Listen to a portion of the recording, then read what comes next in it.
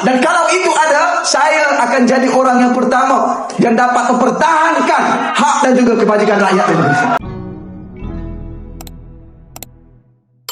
Kita bermula sebagai sebuah gerakan sebelum membentuk parti politik.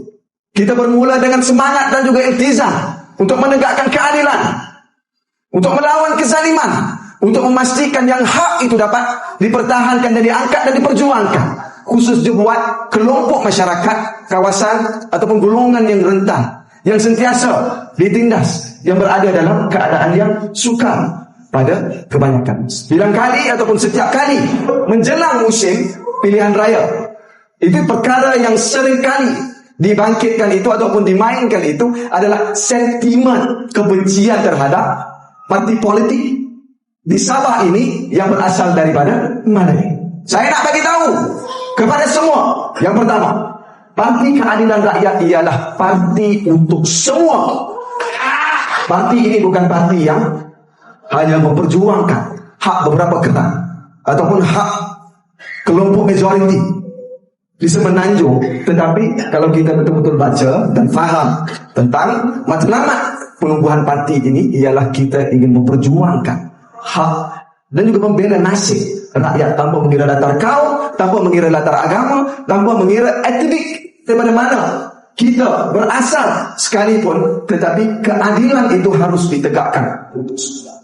Sebab itu bila sebut ataupun muncul cakap-cakap daripada beberapa pimpinan ataupun beberapa individu dan juga tokoh yang mula menyinggung, yang bermain dengan sentimen ini, saya nak sebut kalaupun ada yang terus bermain dengan sentimen jahat sebegini, saya nak minta saudara-saudari kalau boleh namakan satu tokoh ataupun satu pimpinan ataupun satu orang politik yang datang daripada Semenanjung, yang datang ke Sabah ini, kaut kekayaan, ambil duit, ambil bala. Dan kalau itu ada, saya akan jadi orang yang pertama yang dapat mempertahankan hak dan juga kebajikan rakyat Indonesia.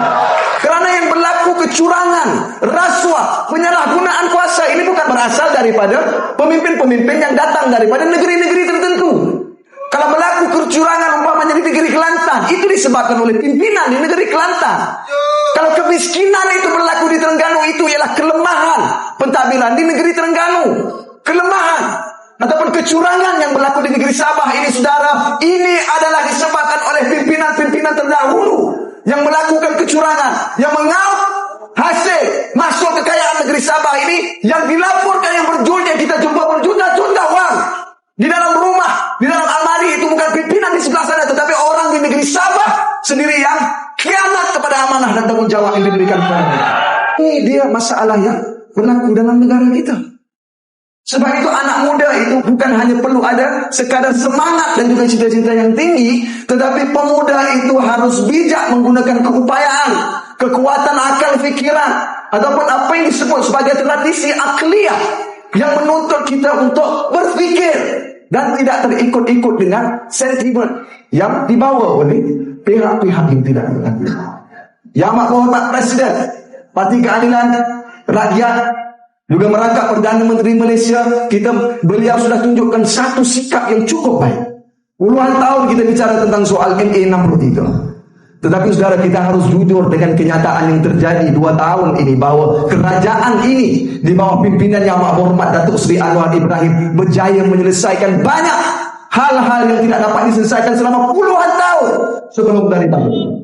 Ini dia sikap yang kita nak tunjuk, bahawa apabila kita diberi amanah dan juga kuasa, itu tugas dan tanggung jawab kita itu ialah untuk menerjemah dan mengisi amanah dan juga kuasa itu dengan hasrat bapak-bapak kemerdekaan sebelum daripada ini, yang inginkan kekayaan negara ini diagihkan dan diuruskan dengan baik untuk menjamin kebajikan dan juga kesejahteraan.